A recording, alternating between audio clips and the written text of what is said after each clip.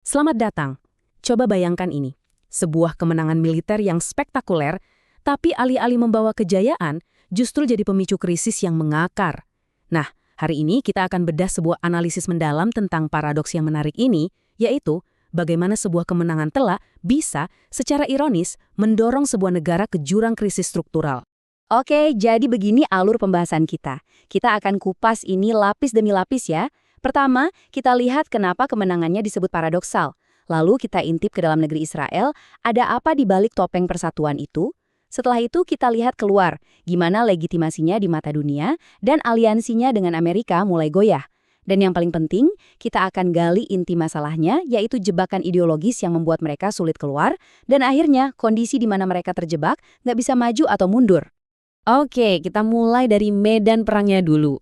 Jadi ceritanya di tahun 2026, Israel ini meraih kemenangan militer yang luar biasa atas Iran.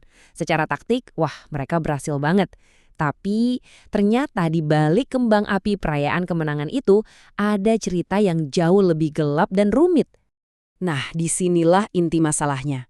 Menang di pertempuran itu beda artinya dengan menang secara strategis untuk jangka panjang. Ini yang bikin kita harus bertanya, oke, target sudah hancur, rudal sudah diluncurkan. Terus apa?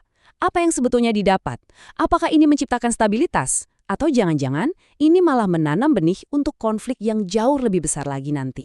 Gampangnya begini, kita pinjam istilah dari pemikir Italia, Gramsci. Israel ini sukses besar menunjukkan dominio, yaitu kekuatan untuk memaksa, kekuatan militer. Tapi di saat yang bersamaan, mereka justru kehilangan hegemonia. Apa itu? Itu adalah kemampuan untuk memimpin lewat persetujuan, lewat legitimasi. Ibaratnya, mereka menang adu jotos, tapi malah dijauhi dan gak dipercaya lagi sama semua orang. Oke, sekarang dari panggung dunia, yuk kita geser fokus kita ke dalam negeri Israel sendiri. Di luar, kelihatannya kan mereka kompak banget melawan musuh. Tapi ternyata, di bawah permukaan, ada retakan-retakan yang sangat dalam. Coba lihat angka ini, 93%. Ini angka yang luar biasa tinggi. Mayoritas warga Yahudi Israel mendukung penuh perang ini. Kenapa? Karena ini bukan cuma soal politik, ini soal persepsi adanya ancaman eksistensial. Mereka merasa keberadaan mereka terancam. Jadi di permukaan, ini kelihatan seperti persatuan yang solid banget kan? Nah, pertanyaannya, apakah persatuan ini benar-benar datang dari dalam? Atau cuma topeng yang dipasang karena ada rasa takut bersama terhadap musuh dari luar? Ternyata, kalau kita gali lebih dalam, ceritanya jauh lebih kompleks dan terbelah. Disinilah konsep krisis organik dari Gramsci jadi relevan banget. Bayangkan, sebuah rumah yang fondasinya udah retak-retak. Terus, ada badai di luar. Semua penghuninya mungkin bakal berkumpul di tengah rumah, kelihatan bersatu. Tapi badai itu nggak memperbaiki fondasi yang retak kan? Nah, itulah yang terjadi. Adanya musuh bersama cuma menutupi perpecahan internal yang sebenarnya sudah sangat parah. Dan data ini nunjukin dengan jelas banget perpecahan itu. Lihat bedanya tingkat kepercayaan terhadap militer antara warga Yahudi Israel dan Arab Israel. Jomplang banget kan? Ini bukan lagi sekedar beda opini. Ini adalah bukti adanya dua realitas politik yang berbeda yang hidup di dalam satu negara yang sama. Satu institusi yang jadi simbol kebanggaan bagi satu kelompok, justru jadi sumber kecurigaan bagi kelompok lainnya. Nah, masalahnya, keretakan di dalam negeri ini efeknya terasa sampai ke panggung dunia. Sekarang kita lihat, gimana kemenangan militer ini justru membuat Israel makin terkucilkan secara global. Penting banget untuk kita pahami, kehilangan legitimasi di mata dunia itu bukan cuma soal citra atau public relations yang buruk. Enggak, ini ada harga yang harus dibayar, harga yang nyata. Mulai dari hubungan diplomatik yang jadi sulit, hambatan dagang, sampai potensi sanksi ekonomi. Ini soal fungsi negara di level internasional. Dan aksi militer yang mereka lakukan, bukannya memperbaiki situasi, malah jadi kayak menyiram bensin ke api. Bisa kita lihat sendiri, mulai dari penyelidikan di Mahkamah Internasional, tekanan ke perjanjian Abraham Accords, sampai oposisi global yang makin solid. Setiap langkah militer justru menciptakan apa yang disebut gesekan legitimasi, yang bikin Israel makin susah buat melangkah di arena internasional. Kondisi terkucilkan ini bahkan mulai menggerogoti pilar pendukung terkuat Israel, aliansinya dengan Amerika Serikat. Mari kita lihat gimana dampak konflik ini terasa sampai ke ruang keluarga di Amerika. Data ini menunjukkan pergeseran yang sangat besar. Mayoritas warga Amerika sekarang merasa perang ini lebih menguntungkan Israel daripada negara mereka sendiri. Ini bukan lagi soal perbedaan pandangan politik biasa. Ini sudah sampai ke pertanyaan mendasar. Sebenarnya aliansi ini untuk siapa? Dan opini publik ini punya konsekuensi politik yang nyata. Hampir setengah dari pemilih bilang mereka jadi lebih kecil kemungkinannya untuk mendukung partai politik yang menyetujui serangan tersebut. Artinya apa? Artinya fondasi dukungan dua partai yang selama ini jadi penopang utama hubungan Amerika-Israel sekarang mulai retak. Tapi ternyata ini bukan cuma soal politik dan opini loh.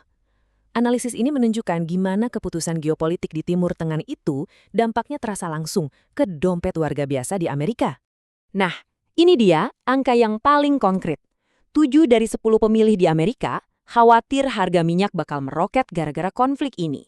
Ketika biaya aliansi bukan lagi konsep yang abstrak di berita, tapi jadi sesuatu yang mereka rasakan setiap kali isi bensin, ya, dukungan politik pun terkikis dengan sangat cepat. Oke, kita udah mengupas lapisan politik di dalam dan di luar. Sekarang kita sampai ke jantung masalahnya, ke intinya, yaitu sebuah sistem kepercayaan, sebuah ideologi yang bikin krisis ini jadi seperti lingkaran setan yang nggak ada habisnya. Ini bukan lagi soal nasionalisme biasa. Kita bicara tentang apa yang disebut ideologi eskatologis. Gampangnya, ini adalah sebuah keyakinan bahwa semua tindakan politik yang diambil adalah bagian dari takdir Tuhan.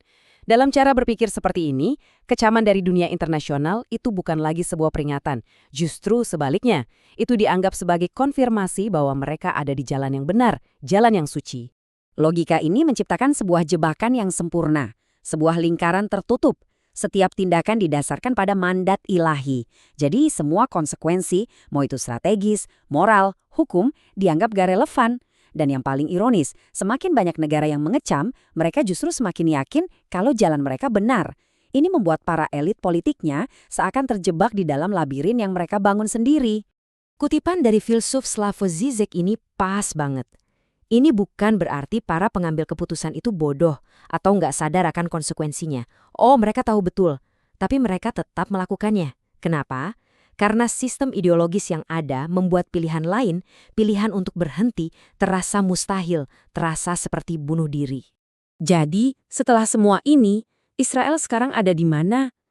Nah, analisis ini menyimpulkan bahwa mereka sedang terjebak dalam sebuah fase limbo yang sangat berbahaya, sebuah fase yang disebut interregum.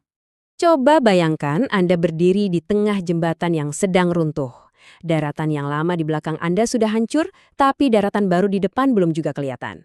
Nah, ruang kosong di tengah-tengah itulah yang disebut interregnum. Ini adalah masa transisi yang penuh ketidakpastian, di mana tatanan lama sudah mati, tapi tatanan baru belum lahir. Dan di ruang kosong inilah segala macam gejala penyakit politik yang berbahaya bisa muncul. Dan analisis ini meninggalkan kita dengan satu pemikiran akhir yang sangat kuat. Mereka terjebak. Terjebak dalam sebuah sistem yang membuat pilihan untuk berhenti terasa sama menakutkannya dengan kematian itu sendiri. Dan ini memunculkan satu pertanyaan besar yang menggantung. Dalam jebakan yang begitu mencekik, bagaimana mungkin sesuatu yang baru bisa lahir?